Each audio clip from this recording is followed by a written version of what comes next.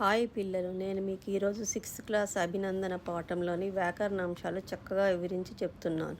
నా ఛానల్ని లైక్ చేయండి, షేర్ చేయండి, సబ్స్క్రైబ్ చేసుకోండి. నా నుంచి మరిన్ని వీడియోలు ఇలాగే వస్తూ ఉంటాయి, మీరు చూడండి.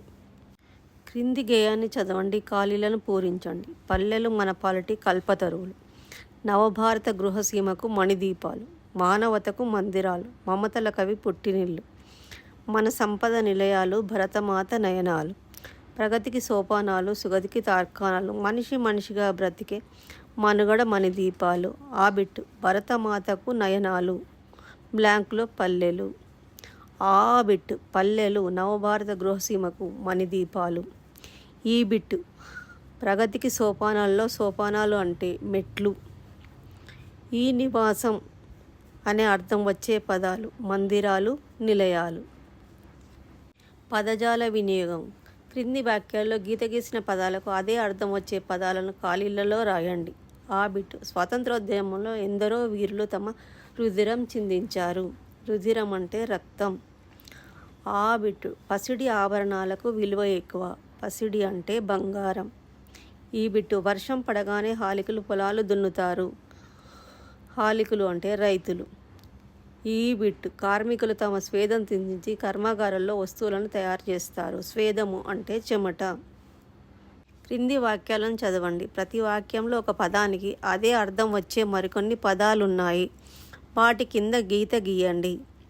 ఆ బిట్ భారతదేశానికి రైతు వెన్నెముక. కర్షకుడు కష్టపడి పంటలు పండిస్తేనే ప్రజల ఆకలి తీరుతుంది. హాలికుల శ్రమకు దేశం రుణపడి ఉన్నది. కర్షకుడు కింద గీత గీయండి. హాలికులు దాని కింద గీత గీయండి. అంతే. ఆ బిట్టు భారతీయులు స్వాతంత్రం సాధించి విజయ బావుట ఎగరవేశారు. నాటి నుండి జాతీయ పండుగలకు పతాకాన్ని ఎగరవేసి ఆ జెండాకు వందనం చేస్తున్నారు. బావుట అంటే జెండా, పతాకము జెండా కింద గీత గీయండి. ఈ బిట్టు పూర్వకాలంలో రాజులు ఖడ్గం ధరించేవారు.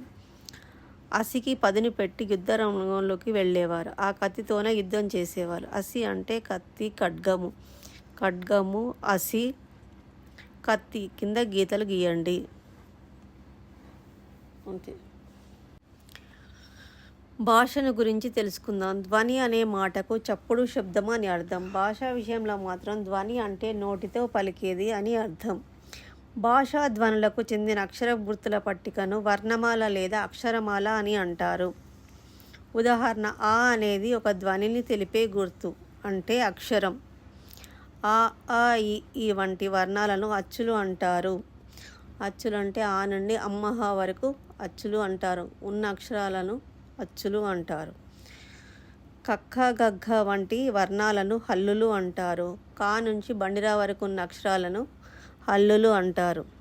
అక్షరమాలలో ఎట్లా ఉన్న హల్లు అనేది పొల్లుగా పలికే ధ్వని. మ్ ప్లస్ ఆ అనే ధ్వనులు కలిగి మా అయ్యింది. మొదటిది హల్లు, రెండోది అచ్చు. అచ్చు లేకుండా హల్లులను మనము పలకలేము. అచ్చు సాయంతోనే హల్లులను పలుకుతాము. కొన్ని అక్షరాల్లో రెండేసి కానీ మూడేసి కానీ హల్లులు కలిగి ఉండవచ్చు. ఇవి 3 రకాలు. ఒకటి ద్విత్వాక్షరము, సంయుక్తాక్షరము, సంశ్లేషాక్షరం. ద్విత్వాక్షరం ఒక హల్లుకు అదే హల్లుకు చెందిన ఒత్తు చేరితే దాన్ని ద్విత్వాక్షరం అంటారు. ద్వి అంటే 2. ఖ ఉదాహరణ, ఖ ఈజ్ ఈక్వల్ టు క్ ప్లస్ క ఒత్తు ప్లస్ ఆ ఈజ్ ఈక్వల్ టు క. ఇక్కడ కకారం 2 సార్లు వచ్చింది. సంయుక్త అక్షరం ఒక హల్లుకు వేరొక హల్లుకు చెందిన ఒత్తు చేరితే దాన్ని సంయుక్త అక్షరం అంటారు. ఇక్కడ న్యా ఉంది. న్ ప్లస్ ఇ ప్లస్ ఆ. ఇక్కడ నకార యకారాలనే 2 హల్లులు వచ్చాయి.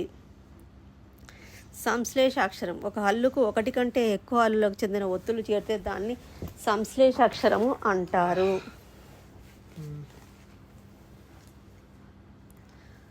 క్ష్మి క్ష్మి ఉక్కు ప్లస్ ష్ ప్లస్ ఉమ్ ప్లస్. ఇక్కడ కకార, షకార, మకారాలనే హల్లులు 3 కలిశాయి. రెండేసి వర్ణాలు ఉన్నాయి, వాటిని గుర్తించండి. ఉదాహరణ, గాకు దీర్ఘం గా, గ్ ప్లస్ ఆ ఈజ్ ఈక్వల్ టు గా. ఇక్కడ 2 ధ్వనులు. ఆ బిట్టులో యా, ఈ ప్లస్ ఆ, యా.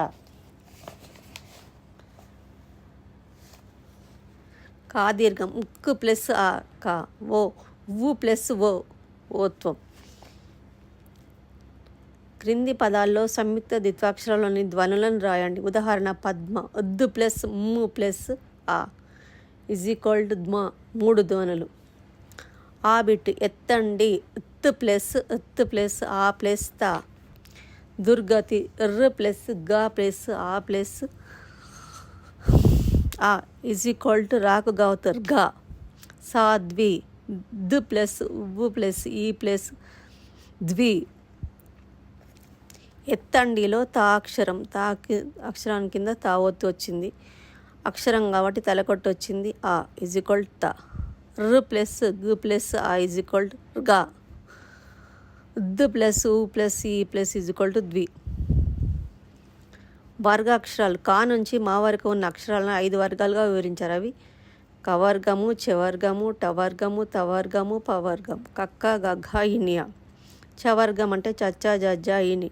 టవర్గం అంటే టట్టా, డడ్డ, అన. తవర్గం అంటే తత్త, దద్ద, నా.